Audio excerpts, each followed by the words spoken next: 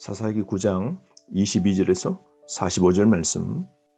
하나님의 심판과 세겜의 새로운 왕 가알의 등장을 보여주고 있습니다.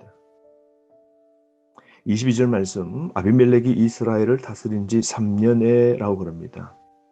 아비멜렉과 세겜 사람들은 서로 딱 3년만 좋았던 겁니다. 그 다음에 어떤 일이 있었을까요? 23절입니다. 하나님이 아비멜렉과 세겜 사람들 사이에 악한 영을 보내시매 세겜 사람들이 아비멜렉을 배반하였다라고 그러죠. 하나님이 악한 영을 보내어 서로 배반하도록 하신 것이죠. 여러분, 하나님은 그들의 악행을 잊지 않으십니다. 서로 사이가 틀어지게 만드신 것이죠. 불의한 연합에는 균열이 생기는 겁니다. 탐욕을 품은 사람들의 관계는 깨집니다. 나는 올바른 관계를 위해 노력하고 있는지 살펴볼 필요가 있지 않겠습니까? 기억합시다. 악인들은 공멸합니다. 하나님은 반드시 심판하시는 겁니다. 악한 자들은 심판을 당하는 것이죠. 악인들의 불의와 연합과 연대가 무너집니다.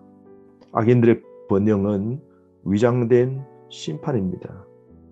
그러므로 불의한 성공을 부러워하지 말고 의로운 패배에 절망하지 맙시다.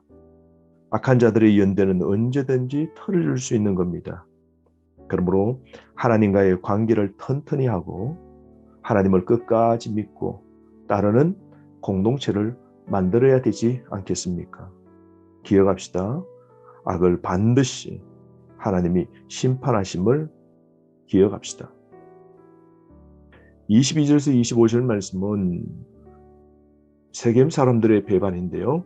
아비멜렉에 대한 하나님의 심판이죠.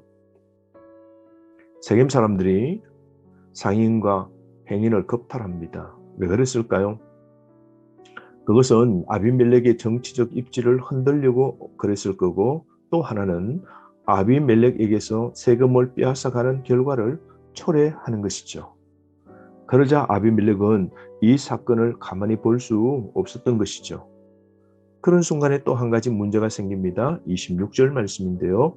에벳의 아들 가알이 등장하게 됩니다.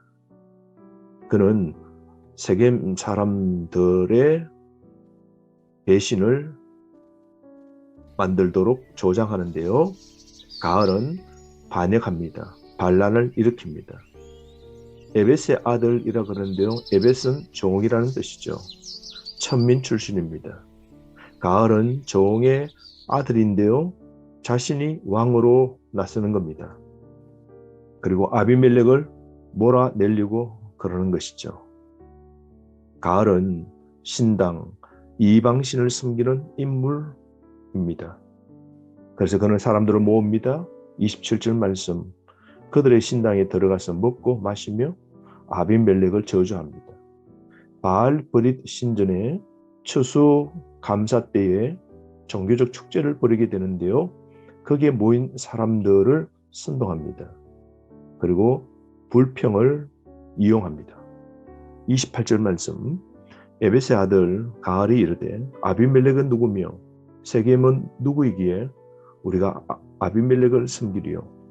그가 여룹바알의 아들이 아니냐? 그의 신복은 스불이 아니냐? 차라리 세겜의 아버지 하몰의 후손을 섬길 것이라. 우리가 어찌 아비멜렉을 섬기리요? 혈통의 정통성을 주장합니다. 자신이야말로 세겜의 혈통을 이었다라고 그러죠. 아비멜렉은 왕으로 부적합하다라고 주장하고 있는 겁니다. 술 취해서 호기 어린 허세를 부렸으나 결국 제대로 싸우지 못하고 줄행랑치게 됩니다. 세겜의 민심을 얻으려는 가알이 아비멜렉이 세겜의 후손이 아님을 지적하고 그를 왕으로 섬길 명분이 없다고 피력합니다. 하몰 후손인 자신이 왕이 되어야 한다라고 주장을 합니다. 그때에 30절 말씀에 보면 그 성읍의 방백 스불이 있습니다. 스불이라는 사람은 아비멜렉의 신복입니다. 가알의 반역을 아비멜렉에게 알려줍니다. 이 소식을 들었던 아비멜렉은 반역자를 응징하게 되죠.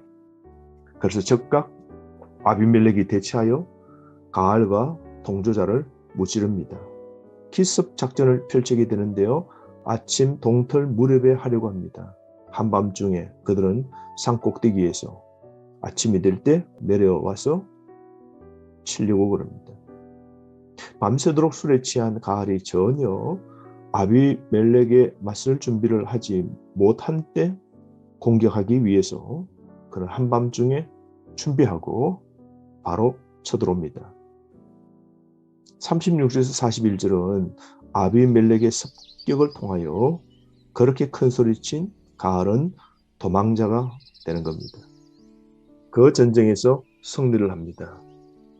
그때 서불은 일당을 죽이지 않고 세겜에서 쫓아내므로 분란을 종식시킵니다. 살육 같은 일을 하지 않습니다.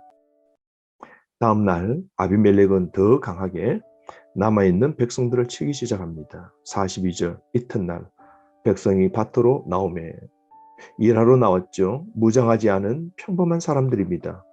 이들은 전쟁이 이제 끝났다라고 안심하고 백성들이 성 밖으로 나와 밭으로 나왔습니다.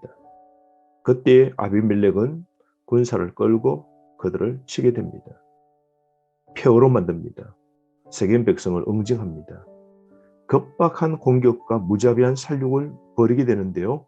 45절 아비멜렉이 그날 종일토록 그 성을 쳐서 마침내는 점령하고 거기 있는 백성을 죽이며 그 성을 헐고 소금을 뿌리니라.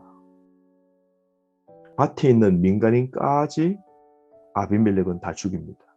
뿐만 아니라 성 안에 들어가서 백성들까지 다 죽입니다. 그리고 그 성을 헐고 소금을 뿌립니다. 왜냐하면 반역의 상징인 누룩의 활동을 막겠다는 것이죠. 다시 성읍이 재건되지 않기를 바라는 행위입니다. 씨가 없는 소금처럼 없어지도록 거기다 소금을 뿌리는 것이죠. 여러분, 소금 뿌리는 일은 저주를 상징하고 저주의 행위를 보여주는 것입니다. 여러분, 아비멜렉은 한때 왕으로 초대한 자들을 향한 잔혹한 보복을 하게 됩니다. 이처럼 누군가를 이용하는 관계의 끝은 비극적인 피해 보복과 파멸만 남게 됩니다. 불의한 세력에 동조한 세겜, 자신들이 세운 비정한 아비멜렉에게 심판을 받은 것이죠. 불의와 죄는 부메랑이 되어 돌아와 대가를 치르게 함을 명심합시다. 이용하고 이용당하는 관계는 언제나 틀어질 수 있는 겁니다. 그러므로 오늘도 돈과 힘으로 한 연합은 결국 파국으로 귀결됨을 잊지 맙시다. 하나님은 불법을 꼭 심판하십니다. 그러므로 우리는 주와 복음을 위해 의기투합되고 하나로 똘똘 뭉쳐 바른 삶, 진리를 이루는 삶을 살아가야 되지 않겠습니까? 하루 말씀으로 승리하십시오.